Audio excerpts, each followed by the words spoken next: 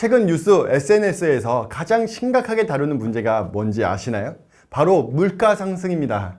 통계청에 따르면 귤은 한 팩에 8,000원에서 15,000원, 사과는 한 봉 7,000원에서 12,000원, 토마토는 6,000원에서 9,000원으로 올랐다고 해요. 거의 2배죠. 과일만 그러냐? 점심값, 소주값, 빵값 안 오른 게 하나도 없어요. 이런 역대급 물가 상승이 왜 일어났는지를 알면 어떻게 대처해야 되는지도 알 수 있습니다.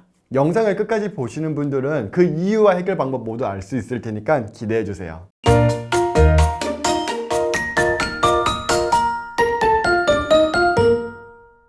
안녕하세요. 여러분께 월 100만원 더 벌게 해드릴 아로스입니다. 요즘 마트에 장 보러 가면 미친 듯한 물가 때문에 물건 집었다가 다시 내려놓으신 적 한 번쯤은 다 있으실 거예요. 저도 최근에 귤 먹고 싶어서 마트에 갔다가 귤 가격 보고 아씨 이게 맞나? 라는 생각이 들더라고요. 귤 한 팩에 15,000원이라니까 야 이거 고작 10개밖에 안 들었는데 이거 비싸도 너무 비싸다 싶었죠. 그럼 왜 이렇게 물가가 미친 듯이 날뛰고 있는지 알아볼게요. 결론부터 말하면 바로 금리 때문입니다. 이해하기 쉽게 사진 보면서 설명드릴게요. 지금 표를 보시면 미국과 우리나라 금리 차이 보이시나요? 처음엔 비슷하게 쭉 인상되다가 어느 순간부터 차이가 확 나기 시작합니다. 이렇게 금리 차이가 나기 시작하면 화폐 가치가 하락하게 되고 물가가 미친 듯하게 올라가게 돼요. 금리를 미국처럼 올리면 되지 않느냐? 생각하시는 분도 있을 텐데 그렇게 쉽게 해결되면 얼마나 좋겠어요. 예를 들어 볼까요? 여러분이 국밥집을 운영하기 위해 국민은행에서 1억을 빌렸습니다. 금리가 3%예요. 한 달에 30만 원만 내면 돼요. 그런데 갑자기 정부가 강제로 금리를 5%로 딱 올려버립니다. 한 달에 50만 원을 내야 되는 거죠. 20만 원 차이 나니까 오케이 여기까지는 어떻게든 감당하겠죠. 그런데 진짜 문제는 여기서부터 시작해요. 건물주는 더 많은 돈을 빌렸겠죠. 10억을 빌렸어요. 금리 300만 원 내던 게 이제 500만 원으로 올라갑니다. 200만 원의 부담을 건물주 혼자 다 감당할까요? 그럼 천사게요. 세입자들에게 청구합니다. 금리 더 올라갔으니까 월세 더 내! 라고 말하는 거죠. 건물주는 절대 손해보지 않아요. 세입자들이 손해보죠. 그러면 식당 일을 하던 세입자들은 10,000원 하던 국밥 가격을 어떻게 해요? 건물주가 월세 올렸으니까 어쩔 수 없이 12,000원으로 올리죠. 제가 뉴스 기사를 캡처해서 가져왔는데요. 현재 우리나라의 부채가 가계부채 2,200조 원, 기업이 2,700조, 정부가 1,100조, 총 부채 규모 6,000조 원이 넘었어요. 이런 상황에서 금리를 올리게 되면 많은 사람들이 더 많은 빚을 갚아야 돼요. 월급쟁이들만 박살난다는 이야기예요. 지금 이야기를 듣고 이렇게 생각하시는 분도 있을 거예요. 그래도 아직 실생활에서 크게 불편함을 못 느끼겠던데 아루스님이 생각하는 것만큼 돈이 부족하지는 않아 라고요. 조금만 생각해보면 답이 나옵니다. 3년 전만 해도 점심값 얼마인지 기억나시나요? 7, 8천 원이었어요. 그런데 지금 얼마예요? 제가 사는 대전에서 김치찌개 13,000원이 넘어요. 여러분들 회사 근처에서는 얼마인지 한번 댓글로 남겨주세요. 궁금하네요. 2, 3년 만에 점심값이 거의 2배 올랐어요. 그럼 2, 3년 동안 여러분 월급은 얼마나 올랐나요? 물가는 거의 2배로 올랐지만 월급은 거의 제자리잖아요. 물가가 2배로 올라가는데 월급은 그대로다? 2배로 가난해지는 거죠. 가난해지니 2번 외식할 거 1번으로 줄이고 여행도 안 가죠. 사람들이 돈을 안 쓰려고 하는 거예요. 아까 제가 마트에 갔을 때 귤 비싸서 못 샀다고 이야기한 것처럼요.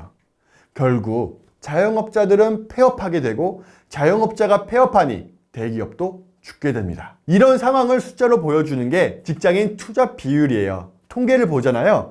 직장인 34%가 투잡한다고 해요. 직장인 3명 중에 1명은 월급 외에도 돈을 벌고 있다는 거죠. 그 중에 30대에서 50대가 가장 많은 이유는 제 생각엔 아무래도 먹여 살려야 할 처자식이 있으니까 어떻게 해서든 벌어보려는 가장의 책임감이겠죠.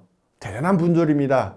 하지만 한편으로는 마음이 씁쓸해지기도 하죠. 그런데 진짜 마음 아픈 분들은 지금까지 영상을 보고도 아무 생각 없는 분들이에요. 우리나라는 점점 더 가난해질 거고 물가는 점점 더 올라갈 거예요. 그런데 여전히 아무것도 안 한다? 그러다가 진짜 큰일 납니다. 지금부터 최근 한 달간 나도 돈 많이 벌고 싶다 라고 생각한 적 없으신 분들은 나가셔도 좋아요. 현재 우리나라가 얼마나 심각한지 말씀드렸고 서두에 약속드렸던 돈 버는 방법을 소개해 드릴 거니까요. 지금 남아 계신 여러분들은 조금씩 여러분 재산이 늘어나기 시작할 거예요. 지금까지 말씀드린 문제를 들었을 때 해결하려는 의지가 있는 분들이니까요. 지금도 영상을 보고 있다는 그 의지의 증거입니다. 지금의 의지면 충분해요. 우리가 움직이잖아요. 결국 돈은 따라오게 돼 있어요. 어차피 돈을 벌 여러분들이지만 조금이라도 더 빨리 벌게 해드리고 싶어요. 그 방법 이제 말씀드릴게요. 여러분도 잘 아시겠지만 퇴근하고 나면 기진맥진 하잖아요. 그 상황에 또 일해야 한다니. 그러다 보면 일단 몸 편하고 쉽게 버는 방법, 시간 많이 투자하지 않아도 돈 버는 방법 있으면 좋겠다 싶으시죠? 오늘 알려드릴 방법이 제가 월급 70만 원 받던 시절에 어떻게든 돈 벌고 싶어서 했던 부업이에요. 여러 가지 부업을 다 해봤었는데 배달 알바 빼고는 다 해봤어요. 오토바이 타는 게 너무 무서워 보이더라고요. 제가 은근 쫄보거든요. 그래서 그때 했던 일이 막노동부터 전단지 돌리기, 스마트 스토어 해외 구매 대 원고 대필 알바까지, 그리고 최종적으로 수익형 블로그에 안착했습니다. 다른 일은 노하우가 쌓여도 수익이 그대로인데 블로그는 노하우가 차곡차곡 쌓이면 수익도 점점 올라가고 버는 돈이 올라가더라고요. 시간은 줄어들고 수익은 점점 올라가고 한마디로 효율성이 좋다는 거죠. 이거다 싶었습니다. 이때 첫 달 30만원, 둘째 달 70만원, 셋째 달 100만원 벌었어요. 블로그가 정말 돈 되나 궁금하신 분들은 고정 댓글 보세요. 다른 분들은 블로그로 얼마나 버는지 보여드릴게요. 그리고 여러분도 빨리 돈 벌고 싶다면 5일 무료 강의 신청하세요. 블로그가 잘 어울리는 사람들은 블로그 하시고, 오토바이 잘 타시는 분들은 배달 대행 하세요. 그리고 유통 잘 하시는 분들은 스마트 스토어든 해외 구매 대행이든 뭐든 하시기 바랍니다. 미국은 금리를 올리는 동안 우리나라는 9번째 금리 동결시켰습니다. 폭탄이 이제 언제 터질지 모른다는 거예요. 일각에서는 이제 곧 IMF 온다고까지도 말합니다. 그러니 어떻게 해서든 월급 외에도 돈 들어올 파이프라인을 만드세요. 처음엔 욕심내지 말고 월 100만 원부터 차근차근 쌓아보는 거예요. 월 100만 원은 크다면 크고 작다면 작은 돈이죠. 하지만 이 월 100만 원은 곧 터질 경제 위기 속에서 우리의 가정의 행복한 삶을 지켜줄 방패가 될 겁니다. 어떤 일이든 간에, 어떤 부업이든 간에 처음에 했을 때는 너무 어려워 보이고 힘들어 보일 수 있어요. 그런데 막상 해보잖아요? 그러면 이렇게 하는 거구나, 저렇게 하는 거구나 방법을 깨달으면서 나만의 노하우가 쌓이고 점점 수익이 올라가게 될 거예요. 그리고 마침내 이거 생각보다 할만하네 라는 생각이 들 겁니다. 그러니까 여러분, 저랑 함께 같이 해보시죠. 어떤 부업이든 어떤 것이든 돈 버는 일 꼭 진행해 보시기 바랍니다. 파이팅입니다.